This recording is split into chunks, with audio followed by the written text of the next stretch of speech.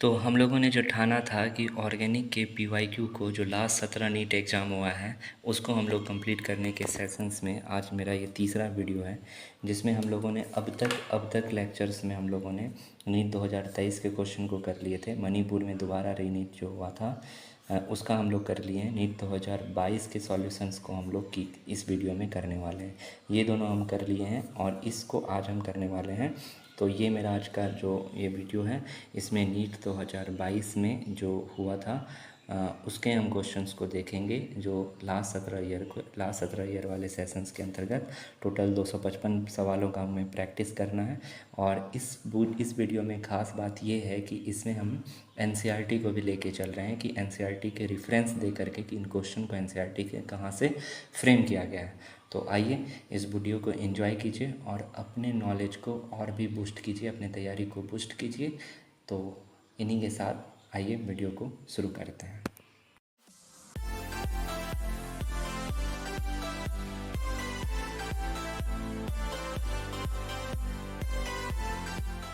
पहले सवाल NEET 2022 UG के पहला सवाल हमको ये कह रहा है कि एक बेंजीन वाला कंपाउंड दे करके उसके साथ COOH यानी यहाँ पे आपको एल्डिहाइड जोड़ दिया है, यानी ये एक तरह का बेंजल्डिहाइड है।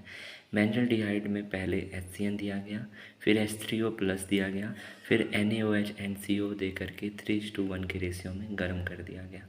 तो इसका प्रोडक्ट क्या होगा? ये मेरा पहले नीट 2022 में ऑर्गेनिक सेक्शन का ये पहला सवाल है मेरे क्वेश्चन कोड के अकॉर्डिंग। तो आइए इसको हम सबसे पहले एनसीईआरटी से देखते हैं।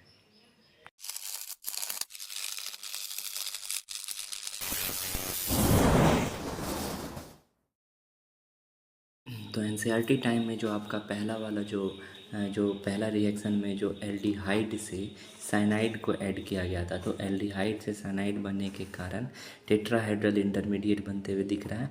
और क्या फिर बन रहा है? साइनोहाइड्रीन का फॉर्मेशन हो रहा है। आप देख रहे हैं ना कि जब एल्डिहाइड से साइनाइड को ऐड करते हैं तो साइनोहाइड्रीन का फॉर्मेशन होता है। ठीक है, तो ये था एनसीईआरटी का मतलब पहले वाले रिएक्शन। दूसरे का बात करते हैं एनसीईआरटी। और दूसरे स्टेप में क्या हो रहा है कि दूसरे स्टेप में साइनाइड में अगर हम पानी मिला रहे हैं तो ये एमाइड के साथ होते हुए डायरेक्ट क्या बना देता है? Carboxylic acid. रिएक्शन रुकता नहीं है, सीधे बना देता है ये क्या? Carboxylic acid. यानी साइनाइड में H3O प्लस जो दूसरा स्टेप का था क्या बन रहा था? एसिड बन रहा था। और ये रिएक्शन को देखो जो मेरा तीसरे स्टेप में दिया हुआ है कि जब साइनाइड को यहाँ पे RCOO ने NaOH डाल करके बनाया जाता है तो ये क्या बन जाता है? अल्केन में बन हो जाता है। तो ये मेरा सारा कुछ जो होता है ना वो एनसीईआरटी बुक से लिया गया है। एनसीईआरटी टाइम में आपको यही देखने को मिलेगा कि सवाल एनसीईआरटी से है या नहीं है। तो आप देख रहे हैं ये एनसीईआरटी से ही आता है। अब इसका सॉल्यूशन।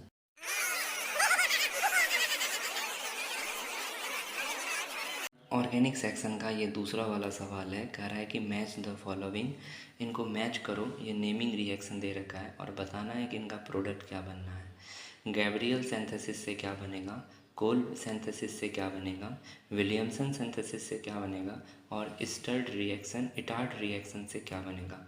और इधर बेंजल्डिहाइड, ईथर, प्राइमरी अमीन और सैलिसिलिक एसिड है दिया हुआ है। तो आपको आइए हम एनसीईआरटी टाइम्स में इसको देखते हैं। तो एनसीईआरटी टाइम में सबसे पहला जो गैब्रियल सिंथेसिस था ऑप्शन में, तो आप देख रहे हैं एनसीईआरटी के पेज नंबर 386 में कह रहा है कि Gabriel synthesis is use for the preparation of the primary amine. यानी गैब्रियल सिंथेसिस प्राइमरी अमीन से बनाया जाता है। पैथलमेल्थियाइड से लेकर के आपको यहाँ पे क्या बनता है? प्राइमरी अमीन का फॉर्मेशन होता है।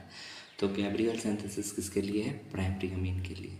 एनसीईआरटी टाइम में आपने देखा। अब नेक्स्ट और देखते हैं। दूसरा था आपका जाकर के पेज नंबर 334 में कोल्ब सिंथेसिस के बारे में।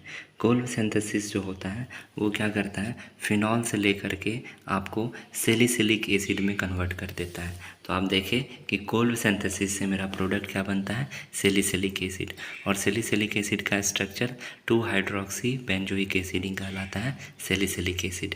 अब नेक्स्ट जो है विलियमसन सिंथेसिस पेज नंबर 337 में कह रहा है कि it is an the important laboratory method for the preparation of the symmetrical and unsymmetrical ethers. तो इसका मतलब विलियमसन सिंथेसिस किसको प्रिपेयर करता है? ईथर को।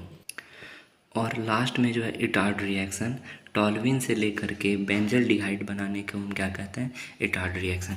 ये पेज नंबर 355 आप दिख जाएगा कि जब टॉल्यूइन से लेकर के बेंजल्डिहाइड बनाया जाता है तो इसका नाम पड़ता है इटार्ड रिएक्शन। तो एनसीईआरटी टाइम में आप लोग देख लिए सब कुछ। का फाइनल आंसर क्या होगा? आप देख चुके हैं कि गैब्रियल सिंथेसिस जो होता था, गैब्रियल सिंथेसिस से हम लोग प्राइमरी अमीन बनाते थे। कोल्ब सिंथेसिस से हम लोग क्या बनाते थे? सेलिसिलिक एसिड बनाते थे। विलियमसन सिंथेसिस से हम लोग ईथर बनाते थे। और इटार्ड रिएक्शन से हम लोग क्या बनाते थे? बेंजल्डिहाइड बनाते थे। ठीक है, तो ये आपका इसका करेक्ट मैचिंग होगा। गैब्रियल सिंथेसिस से हम लोग प्राइमरी अमीन, कोल्ब सिंथेसिस से हम लोग सेलिसिलिक एसिड, विलियमसन सिंथेसिस से हम लोग ईथर, और इटार्ड रिएक्शन से हम लोग बेंजल्डिहाइड बनाते हैं। Thank you.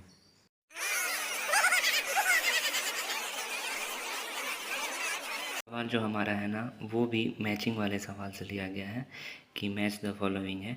और ये वाला जो टॉपिक है ना, आई थिंक ये पॉलीमर वाले चैप्टर से नहीं, ये वाला जो है ना ये इससे केमिस्ट्री इन एवरीडे लाइफ से लिया गया है, जो लास्ट में सॉप के बारे में डिटेल स्टडी करने कहता है, जिसमें sodium laureth sulphate, cetrimethyl ammonium chloride, sodium stearate and polyethylene glyceryl stearate ये दिया रखा है। और इसका ऑप्शन है ये सब टॉयलेट सॉप है कि नॉन आयनिक डिटर्जेंट है कि एनायनिक डिटर्जेंट है, ये कैटायनिक डिटर्जेंट है। तो आइए पहले इसका हम एनसीईआरटी टाइम्स देखते हैं।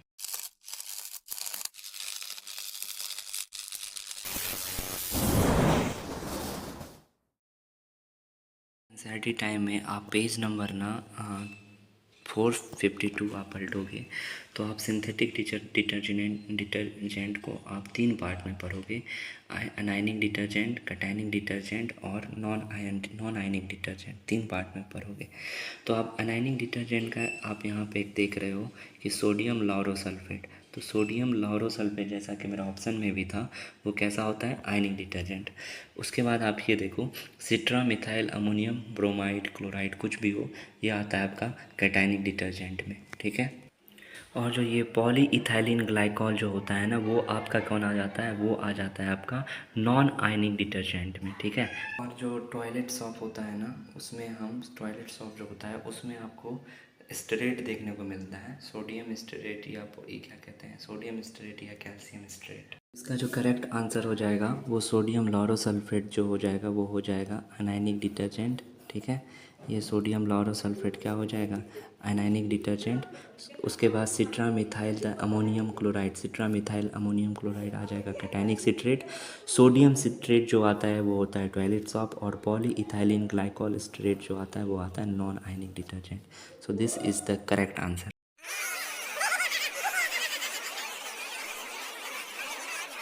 ये वाला सवाल कहता है कि predict the order of reactivity of the following 4 isomers toward the SN2 reaction. यानी SN2 रिएक्शन के ऑर्डर को प्रिडिक्ट करना है। जो आपका एग्जाम पर जो ऑप्शन आपका 4 को दे रखा है ये इन्हीं का ऑर्डर बताना है। तो एनसीईआरटी टाइम में देखते हैं पहले क्या है एनसीईआरटी कहता है इसके बारे में।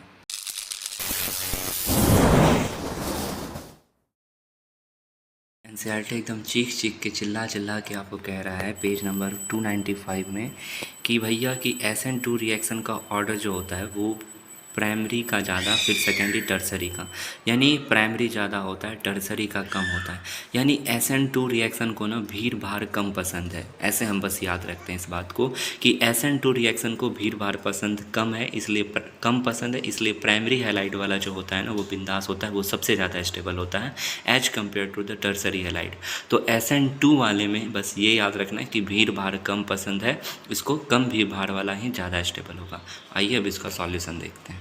आपने एनसीईआरटी टाइम में देखा कि प्रिडिक्ट द ऑर्डर रिएक्टिविटी का SN2 का वहाँ पे होता है जहाँ भीड़ भाड़ कम हो। यानी जहाँ पे भीड़ भाड़ in the sense of the chloride ions, मतलब कम घिरा हो, मतलब क्लोराइड आयंस जहाँ पे ओपनली हो, आसानी से निकल सके, उसी को कहता है कि कम भीड़ भाड़। तो उसी का रेट ऑफ ऑर्डर होगा। अब यहाँ पे देखो ना आप पहली बार कि क्लोराइड आराम से लास्ट में बाहर में है एक क्लोराइड, यहाँ पे सेकेंडरी है, यहाँ प्राइमरी है, यहाँ सेकेंडरी है। यहाँ पे आप देख रहे हैं यहाँ पे भी प्राइमरी है पर कॉम्प्लेक्स है, और यहाँ पे तो यहाँ पे कैसा है, टर्सरी है, तो इसका ऑर्डर सबसे लास्ट हो जाएगा। आप देख रहे हैं सबसे आसानी से यहाँ निकलेगा, ठीक है, प्राइमरी है, यहाँ पे भी प्राइमरी है, ठीक है, यहाँ पे सेकेंडरी है। तो ऑप्शन नंबर 1 फिर हो जाएगा आपका थर्ड, ठीक है। ये देखो ये प्राइमरी है 1 डिग्री है, ये भी 1 डिग्री है, ये 2 डिग्री है, और ये 3 डिग्री है।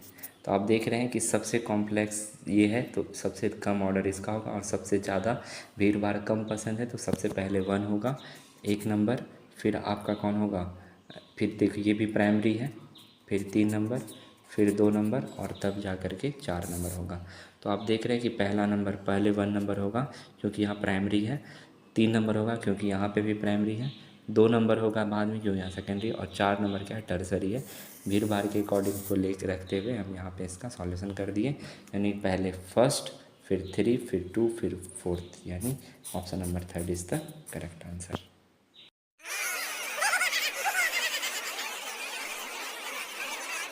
नेक्स्ट सवाल कह रहा है कि which among the following is the thermoplastic polymer. इनमें से कौन थर्मोप्लास्टिक पॉलीमर है, bakelite, polythene, urea formaldehyde resin, या मेलानिन पॉलीमर। तो ये वाला जो टॉपिक है तो ऑप्शन से ही पता चल रहा है कि ये पॉलीमर वाले चैप्टर से है। तो आइए एनसीईआरटी टाइम में पहले देखते हैं कि ये कहाँ से है। तो काबिल, आप जब ना एनसीईआरटी के पेज नंबर 428 को पलटोगे पॉलीमर वाले चैप्टर में, तो आप यहाँ पे देखेंगे कि पॉलीमर को हम लोग बेस्ड ऑन मॉलिक्यूलर फोर्सेस के हिसाब से 4 पार्ट में बांटते थे। पहला आता था इलास्टोमर्स, फिर आता था आपका fibers, then thermoplastic and thermosetting. तो यहाँ पे थर्मोप्लास्टिक पॉलीमर का एग्जांपल पूछा है तो आपको यहाँ पे दिख रहा होगा कि थर्मोप्लास्टिक का एग्जांपल कौन है। यहाँ पे देखो पॉलीथीन है ना, तो यहाँ पे आप देख रहे हैं कि पॉलीथीन है, तो पॉलीथीन इज़ द थर्मोप्लास्टिक का एग्जांपल है। तो सवाल यहीं ख़त्म हो गया। बाकी जो 3 ऑप्शन था बेकेलाइट, यूरिया फॉर्मल्डिहाइड और मेलानिन, ये सभी किस में आते हैं, थर्मोसेटिंग पॉलीमर के।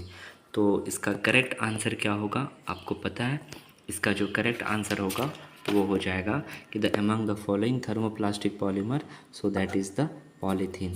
Polythene is the thermoplastic polymer. और बेकेलाइट, यूरिया फॉर्मल्डिहाइड और मेलानिन, ये सब जो होता है, मेलामाइन, ये सभी आपका कैसा होता है, ये होता है थर्मोसेटिंग पॉलीमर, ठीक है। नेक्स्ट,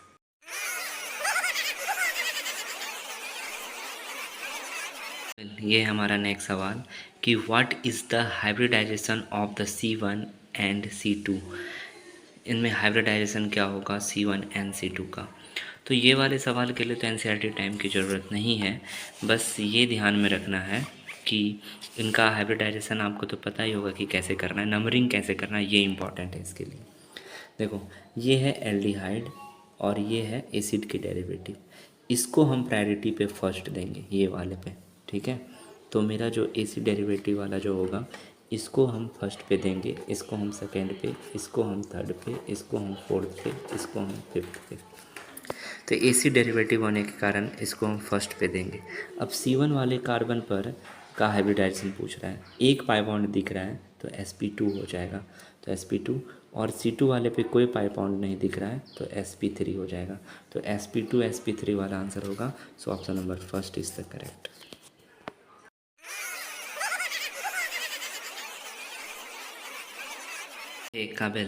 काबिल, ये है हमारा नेक्स्ट सवाल जिसमें अमीन में CH3CO ट्वाइस O पैरामिडीन, फिर दूसरा LiAlH4 और H2O वाटर दिया गया है। तो आइए हम पहले एनसीईआरटी टाइम में देखते हैं इसका।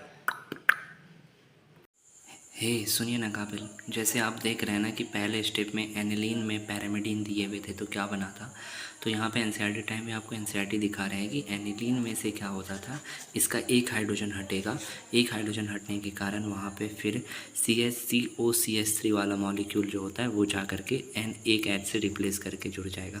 तो ये स्टेप फर्स्ट में था, लेकिन आपको एक स्टेप वहाँ पे जो दूसरा होता है लिथियम एल्युमिनियम, ये लिथियम एल्युमिनियम हाइड्राइड में अगर पानी दे करके बनाया जाता है तो लिथियम एल्युमिनियम हाइड्राइड में जैसे ही हम पानी देंगे तो यहाँ आप देख रहे हैं CH2NH2 जा करके बन जाता है। यहाँ से क्या होता है, यानी इसका रिडक्शन कर देता है, ऑक्सीजन हटेगा, हाइड्रोजन जोड़ करके RCH2NH2 में कन्वर्ट हो जाएगा।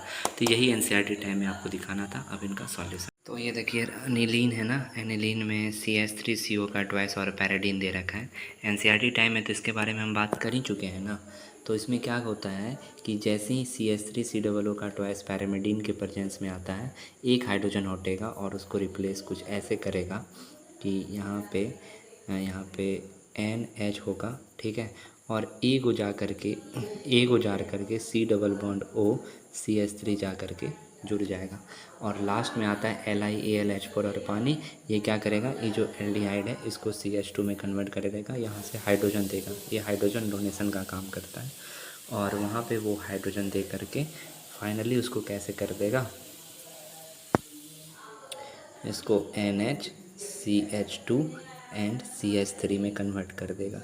दो तरफ से था तो ये इस तरीके से ये इसका फॉर्मेशन हो जाएगा। तो इसका करेक्ट आंसर जो होगा वो कौन सा होगा, वो करेक्ट आंसर जो होगा यही होगा। ऐसे करके हम प्रोडक्ट बनाते हैं।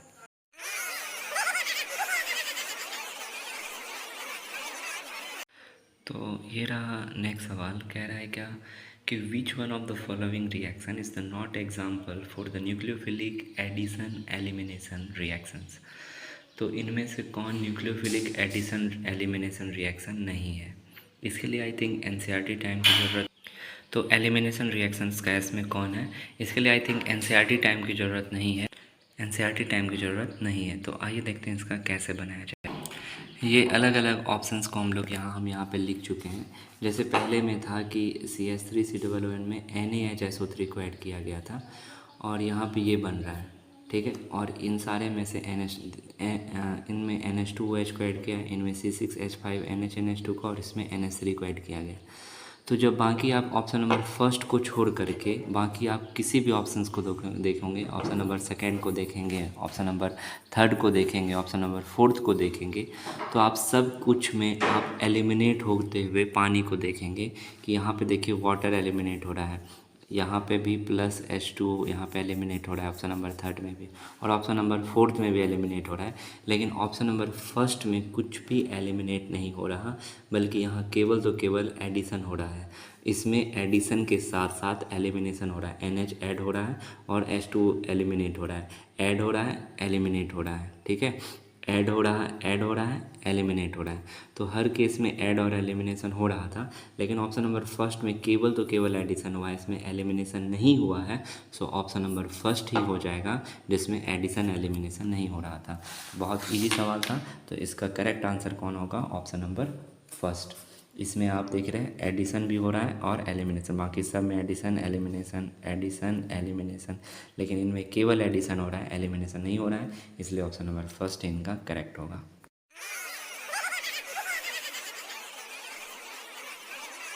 तो हम नेक्स्ट सवाल की बात कर रहे हैं, कह रहा है कि बॉइलिंग पॉइंट ऑर्डर इनमें क्या होगा। तो आपको देख रहा है कि हेप्टेन, ब्यूटेन, 2-मिथाइल ब्यूटेन, 2-मिथाइल प्रोपेन और हेक्सेन, इन सभी में बॉइलिंग पॉइंट के ऑर्डर को बताना है कि किनका बॉइलिंग पॉइंट का ऑर्डर कैसा होता है। तो आइए इनका हम पहले NCERT टाइम में देखते हैं।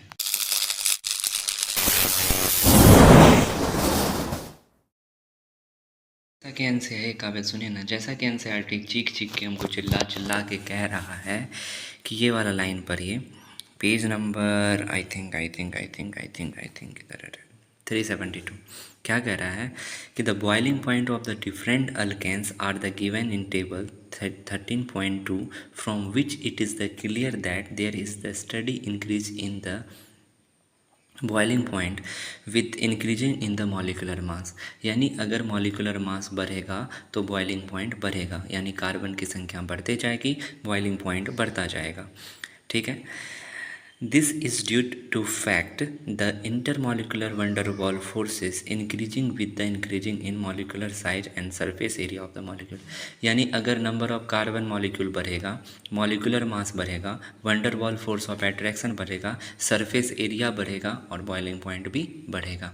लेकिन you can make the interesting observation by the having a look on the boiling point of the 3 isomeric पेंटेन्स। यानी देख रहे हैं कि पेंटेन के आइसोमेरिक पेंटेन को ले लिया, यानी पेंटेन के 5 कार्बन। अब 5 कार्बन के ही अलग अलग स्ट्रक्चर में बॉइलिंग पॉइंट अलग देखें। देखो पेंटेन एक हो गया, पेंटेन को ले लिया, एक लिया 2 म्यूथाइल ब्यूटेन। देखो 2 मिथाइल ब्यूटेन जो होता है वो भी 5 कार्बन का है, लेकिन पेंटेन का आइसोमेरिक है। 4 को ब्यूटेन, एक तरफ से CH3 जोड़ दिया, यानी ब्रांच जोड़ दिया। फिर क्या किया, 2 डाइमिथाइल प्रोपेन। 2 डाइमिथाइल प्रोपेन में भी 5 कार्बन, यही 5 कार्बन, यस, तीन कार्बन का प्रोपेन मेन चेन बना दिया और 2 को ब्रांच जोड़ दिया, तो ब्रांच जोड़ दिया। अब देखता है कि अब ऑब्जर्व करो बॉइलिंग पॉइंट पे क्या होगा। It is observe that the pentane having the continuous chain of the 5 carbon atom has the highest boiling point. यानी जो नॉर्मल कार्बन का चेन पेंटेन था ना, उसका बॉइलिंग पॉइंट सबसे ज़्यादा था, और वेर इज 2 डाइमिथाइल का बॉइलिंग पॉइंट सबसे come with the increasing number of the branch chain. यानी एक बात तो इस पे समझ में आ गया कि सेम देखो, यानी अगर बॉइलिंग पॉइंट के ऑर्डर के सवाल को सॉल्व करना है तो सबसे पहले कार्बन के सबसे ज़्यादा मॉलिक्यूल नंबर वाले का बॉइलिंग पॉइंट सबसे ज़्यादा होगा, और सेम कार्बन वाले कंपाउंड में अगर ब्रांचिंग होगा तो बॉइलिंग पॉइंट कम होगा। अगर ब्रांचिंग होगा तो बॉइलिंग पॉइंट कम होगा। जैसा कि हम लोग देखें कि 2 डाइमिथाइल प्रोपेन में भी 5 कार्बन, लेकिन ज़्यादा ब्रांचिंग होने के कारण बॉइलिंग पॉइंट सबसे कम। 2 मिथाइल ब्यूटेन में एक ब्रांचिंग होने के कारण उससे ज़्यादा, और सिंपल कार्बन का चेन होने के कारण 5 कार्बन का सबसे ज़्यादा बॉइलिंग पॉइंट हुआ। तो इम्पॉर्टेंट बात ये सीखे हम लोग इस NCERT फैक्ट्स में कि अगर कार्बन का नंबर जिसका सबसे ज़्यादा, उसका बॉइलिंग पॉइंट ऑटोमेटिकली सबसे ज़्यादा होगा, और सेम कार्बन मॉलिक्यूल में अगर ब्रांचिंग हो जाता है तो बॉइलिंग पॉइंट कम हो जाता है। तो आइए सवाल को सॉल्व करते हैं। आप सवाल में देख रहे हैं कि इनके अलग अलग ऑप्शंस हैं, heptane, butane, 2 methyl butane, 2 methyl propane और हेक्सेन। और जैसा कि हम लोग बोले हैं कि सबसे पहले कार्बन के नंबर्स को देखेंगे, जिनमें कार्बन का नंबर सबसे ज़्यादा, उसका सबसे ज़्यादा। तो ये 4 ऑप्शंस हैं, इनका हम स्ट्रक्चर लिख के रख लिए। हेप्टेन में कार्बन की संख्या कितनी होती है? हेप्टेन में कार्बन की संख्या 6 होती है।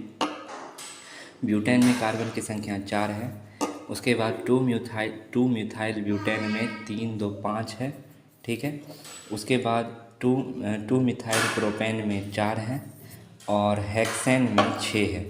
तो आप देख रहे हैं इनका ऑर्डर सीधा आप देख लीजिए कि हेप्टेन में 7 है, हेप्टेन में 7 था, तो हेप्टेन में 7 है, 4 है, 5 है, 4 है और 6 है। तो ये देखो, सबसे पहले कार्बन की संख्या के हिसाब से ऑप्शन नंबर ए का बॉइलिंग पॉइंट सबसे ज़्यादा होगा।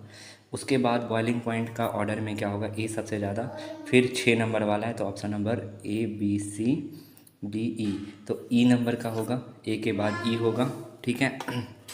ई के बाद सेकंड ऑप्शन नंबर ई होगा।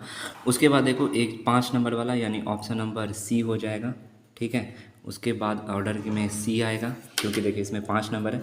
अब ये 4 नंबर में 2 है, एक ब्यूटेन है और एक है 2 मिथाइल प्रोपेन। तो हम बोल चुके हैं आपको पहले ही कि ब्रांचिंग से बॉइलिंग पॉइंट कम हो जाता है। तो ये सिंपल है, तो ये ब्रांच है तो इसका बॉइलिंग पॉइंट कम होगा, इसका ज़्यादा होगा, तो यानी इसके बाद आ जाएगा बी, और लास्ट में सबसे ज़्यादा हो जाएगा D. So this is the correct, यानी AECBD, AECBD। So option number 4 is the correct answer.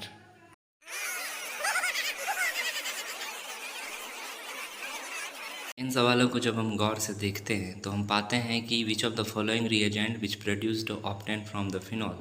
अगर फिनॉल में इन सारे रिएजेंट को दिया जाए तो उनसे प्रोडक्ट क्या बनेगा। तो NCERT टाइम में आइए देखते हैं। NCERT टाइम में अगर हम बात करें कि जो ऑप्शन नंबर फर्स्ट है कि अगर फिनॉल में NaOH और CO2 को ऐड किया जाए तो क्या बनेगा। NaOH और CO2 को ऐड किया जाए तो आप देख रहे हैं कि ये फिनॉल है, और NaOH और CO2 H+ को देने के बाद जो फाइनल प्रोडक्ट बनता है वो सैलिसिलिक एसिड बनता है, ठीक है। फिर ऑप्शन नंबर सेकेंड में एक्वस तो ऑप्शन नंबर सेकेंड जो था आपका यही था ना कि CH3 यानी CHCl3 क्लोरोफॉर्म में एक्वस NaOH को ऐड करके इंटरमीडिएट भी बनता है और फाइनल प्रोडक्ट बनता है सेलिसल्डिहाइड। यानी फिनॉल में एक्वस CHCl3 डालने से क्या बनता है, सेलिसल्डिहाइड बनता है, और NaOH और CO2H प्लस देने से सेलिसिलिक एसिड बनता है। ठीक है। और यहाँ पे Na2Cr2O7H2SO4 डालने से फिनॉल में क्या बन जाता है, बेंजोक्विनॉन बन जाता है। यानी सीधा क्या होता है, फिनॉल का ऑक्सीडेशन हो जाता है। फिनॉल का ऑक्सीडेशन होगा और बना देगा क्या, बेंजोक्विनॉन। और जो लास्ट ऑप्शन बचा जिंक डस्ट, वो डालने से डायरेक्ट क्या बन जाएगा, बेंजीन बन जाएगा। इस सॉल्यूशन की अगर हम बात करें, अगर हम इसके सॉल्यूशन की बात करें कि फिनॉल में अलग अलग चीज़ डालने से क्या बनता है, तो सबसे पहले NaOH और CO2H प्लस डालने से सबसे पहले बनेगा सेलिसिलिक एसिड। तो ऑप्शन 1 का क्या होगा, ऑप्शन नंबर 4। एक्वस NaOH डालने से क्या बन जाता है, सेलिसल्डिहाइड बन जाता है। तो ये बन जाएगा सेलिसल्डिहाइड, ऑप्शन नंबर सेकंड का सेलिसल्डिहाइड। जिंक डस्ट डालने से क्या बन जाता है, बेंजीन बन जाता है। और Na2Cr2O7H2SO4 डालने से फिनॉल का ऑक्सीडेशन हो जाएगा और फाइनली बना देगा क्या, benzoquinone. So this is the correct matching.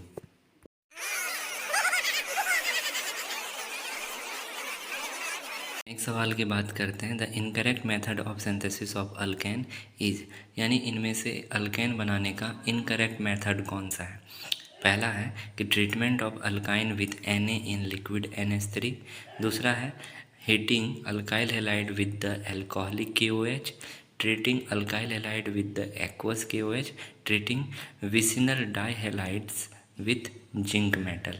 तो ये है अलग अलग ऑप्शंस, और इसमें बताना है कि कौन इसमें इनकरेक्ट मेथड है अल्कीन बनाने का। तो आइए NCERT टाइप्स में देखते हैं। तो हम लोग आ गए हैं method of preparation of alkenes में NCERT टाइम्स में।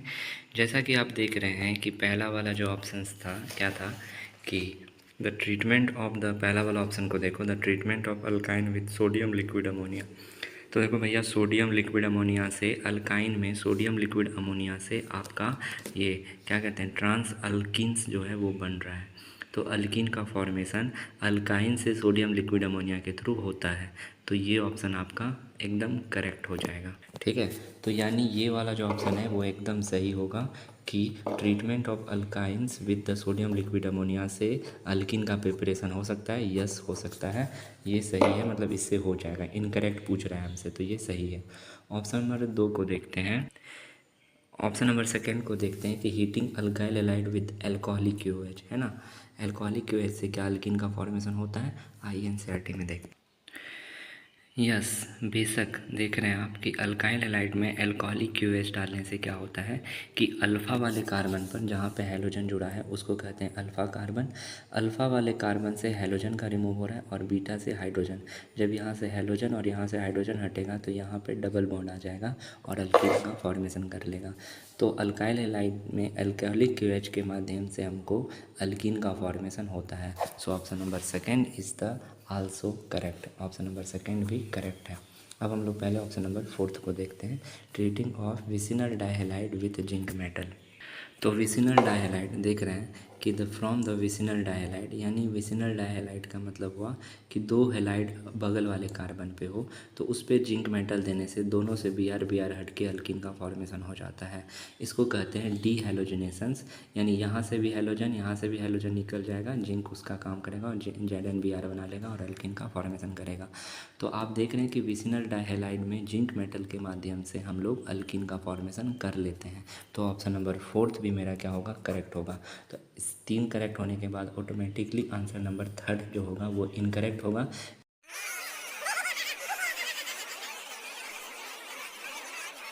नेक्स्ट सवाल की बात करें अगर, क्या कह रहा है कि incorrect synthesis of the benzaldehyde. इनमें से बेंजल्डिहाइड बनाने का इनकरेक्ट सिंथेसिस क्या है, इनमें से बेंजल्डिहाइड किस में नहीं बनेगा। एसाइल हैलाइड से दे रहा है, एक तरफ C double bond OCH benzene से जुड़ा हुआ है, ये एक टॉल्विन से Cr2O है, और ये साइनाइड में RMGX दे करके फॉलोड बाय H3O प्लस दे करके बनाना चाह रहा है। तो आइए देखते हैं इनका NCERT टाइम्स में।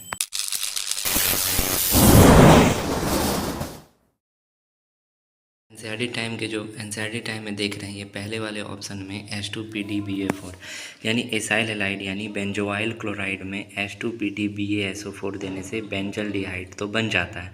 और ये एक फेमस नेमिंग रिएक्शन है जिसका नाम होता है रोजनमंड रिएक्शन, रोजनमंड रिडक्शन रिएक्शंस, जिसमें बेंजोइल क्लोराइड से H2PdBaSO4 से बेंजल्डिहाइड बन जाता है। सो इसमें इनकरेक्ट पूछ रहा है, तो ऑप्शन फर्स्ट वाला क्या है, करेक्ट है, इसमें बेंजल्डिहाइड बनेगा। तो यहाँ पे जो होगा, यहाँ से बेंजल्डिहाइड बनेगा, सो दिस इज़ द करेक्ट, ये सही है, लेकिन इनकरेक्ट खोजना है। दूसरा है COC2H5 है और DiBlH and followed by H2O दिया हुआ है। जैसा कि एनसीईआरटी टाइम में आप देख रहे हैं, सी डबल बॉन्ड OC2H5 है, DiBlH एंड ये दे रखा है। तो आप यहाँ से भी देख रहे हैं कि यहाँ भी एल्डिहाइड का फॉर्मेशन हो जाता है, यहाँ से भी बेंजल्डिहाइड आपको मिल जाएगा। तो ऑप्शन नंबर सेकेंड भी हमारा क्या होगा, करेक्ट हो जाएगा। ऑप्शन नंबर 3 है कि टॉल्विन में CrO2Cl2 that is the chromyl chloride followed by H2O दे रखा है। इसका मतलब ये है इटार्ड रिएक्शन, यानी टॉल्विन में जब क्रोमाइल क्लोराइड देते हैं तो यहाँ पे बेंजल्डिहाइड बन जाता है और इसका नाम होता है इटार्ड रिएक्शन। सो ऑप्शन नंबर थर्ड भी क्या हो जाएगा, मेरा करेक्ट हो जाएगा, इससे बेंजल्डिहाइड हम बना लेंगे। लेकिन ऑप्शन नंबर फोर्थ जो है ना, ये मेरा इनकरेक्ट होगा, यही आंसर होगा। जब 3 को से बन जाएगा तो यही तो इनकरेक्ट होगा। इसमें क्या होगा कि साइनाइड में CH3MgBr यानी ग्रिग्नार्ड रिएजेंट देने से ये आपका बन जाएगा साइनाइड का यहाँ पे ऑक्सीडेशन हो करके इसको कीटोन में कन्वर्ट कर देगा। सो फाइनली ये बन जाएगा, बल्कि बेंजल्डिहाइड नहीं बन के ये बन जाएगा। सो option number 4 is the correct answer.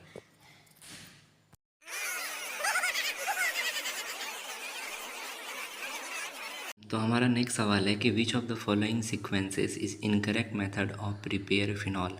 इनमें से फिनॉल बनाने का इनकरेक्ट मेथड सीक्वेंस कौन सा है।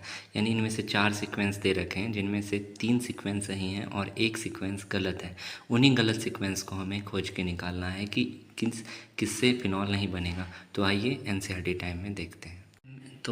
तो एनसीईआरटी टाइम में हम लोग कुछ नहीं करेंगे, हम लोग बारी बारी से ऑप्शंस को एनसीईआरटी में चेक करते जाएंगे कि एनिलीन पहला ऑप्शन देख रहे हैं, जैसे एनिलीन NaO2 और HCl H2O पानी डालने से क्या फिनॉल बनता है। तो हाँ, देखिए, जब आप आप जब यहाँ पे देखेंगे कि एनिलीन में, ये देखिए कि जब एनिलीन में NaNO2HCl डालेंगे तो बेंजीन डाइजोनियम क्लोराइड एक बनेगा इंटरमीडिएट और फाइनली फिनॉल बन जाएगा। तो ऑप्शन नंबर फर्स्ट तो एकदम करेक्ट है ना, ऑप्शन नंबर फर्स्ट तो एकदम करेक्ट है कि एनिलीन के फॉलोड बाय फिनॉल बन जाता है। दूसरा है क्यूमीन में O2H3O+ डालने पे, तो यहाँ पे देख रहे हैं कि क्यूमीन में O2H2O+ डालने पे फिनॉल बन जाता है और बीच में बनता है क्यूमोन हाइड्रोपरऑक्साइड, इसका इंटरमीडिएट बनता है।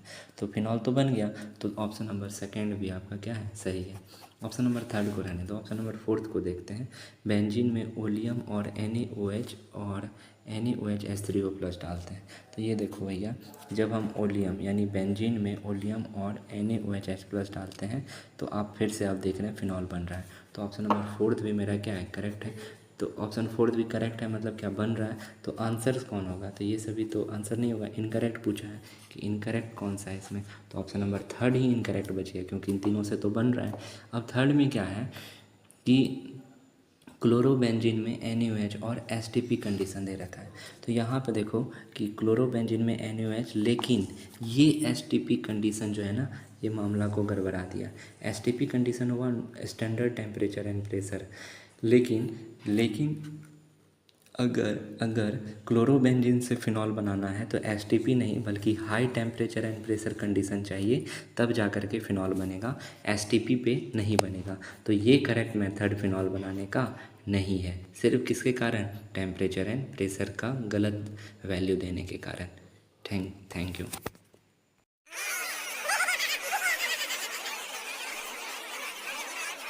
काबिल। तो ये रहा मेरा सेकेंड लास्ट सवाल, जिसमें फिनॉल में से फिनॉल जो है उसके साथ बेंजीन जुड़ा हुआ, एक डबल बॉन्डेड करके अल्कीन जुड़ा हुआ है, और HBr Mg ड्राईथर और CO2 H3O प्लस से कोई A बनेगा, और A में SOCl2 और CH3NH2 से B बनेगा। तो आप यहाँ पे A और B के बारे में बताओ कि कौन होगा। तो आइए इनका डिटेल NCERT पॉइंट्स में देखते हैं पहले। तो ये वाला जो सवाल है, मतलब NCERT लाइंस में हम इनका डायरेक्ट सॉल्यूशन करते हैं और देखते हैं कि सवाल कैसे बनेगा। जो बेंजीन में इस तरीके से दे रखा है, पहले स्टेप में HBr दे रखा है।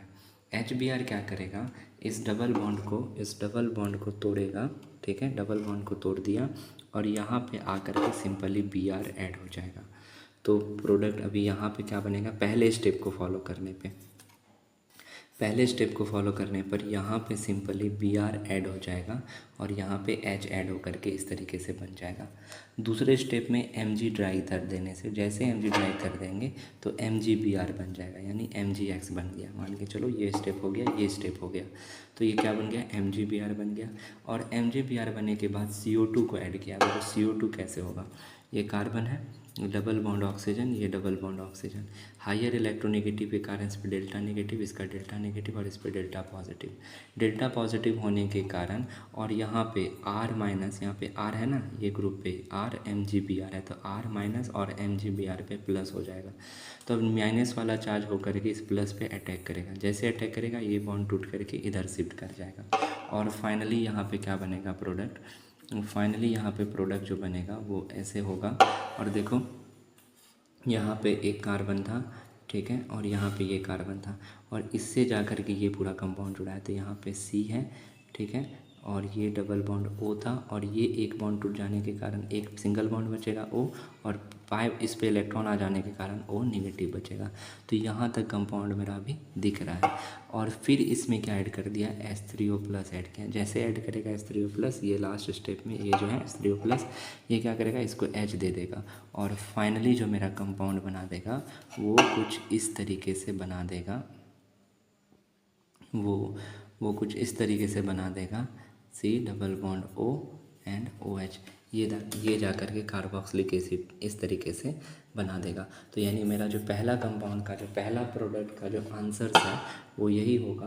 क्या होगा कि इसको NCERT में जो ऑप्शंस में जैसे लिखा हुआ है, ऐसे करके लिखा हुआ है कि ऐसे बेंजीन दे रखा है, बेंजीन के साथ यहाँ से लेकर के, बात तो बराबर है, फिर यहाँ से लेकर के इस तरीके से डबल बॉन्ड O और OH दे रखा है। इसको और करके हम लिख सकते हैं, ये दे रखा है। तो यही मेरा होगा ऑप्शन A का आंसर। तो देखते हैं ऑप्शन A को। तो ऑप्शन ए में कौन सा आंसर हो जाएगा, ये सेकंड वाला, ये हो जाएगा करेक्ट आंसर।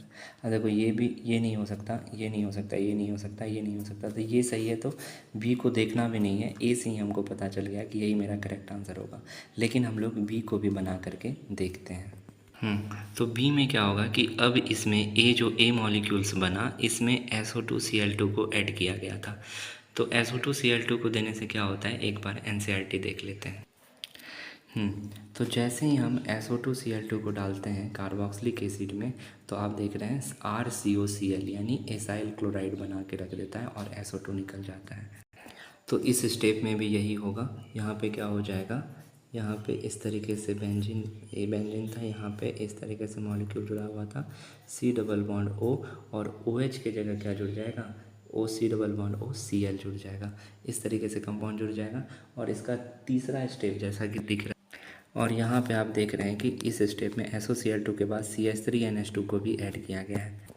तो ये देखिए CH3NH2 को ऐड किया गया है। CH3NH2 अगर ब्रेक होगा ना, तो कैसे ब्रेक होगा, ये होगा CH3। तो ये जो लास्ट स्टेप में हम जो देख रहे थे ना, कि लास्ट स्टेप में क्या हो रहा था कि एसाइल क्लोराइड के साथ CH3NH2 दिया गया था, ये टूटेगा आपको पता है, और यहाँ से Cl हट करके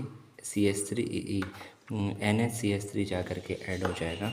और फाइनली जो मेरा ऑप्शन नंबर बी, जो यानी जो बी कह रहा था प्रोडक्ट में, वो आपका ये बनता हुआ हमको दिख रहा है, जहाँ पे आपका NaCH3 आ कर के बन जाएगा।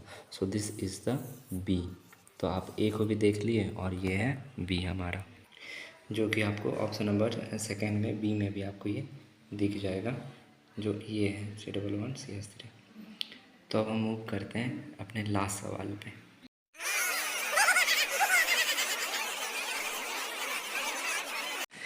ये हमारा लास्ट सवाल, और ये हमारा लास्ट सवाल है।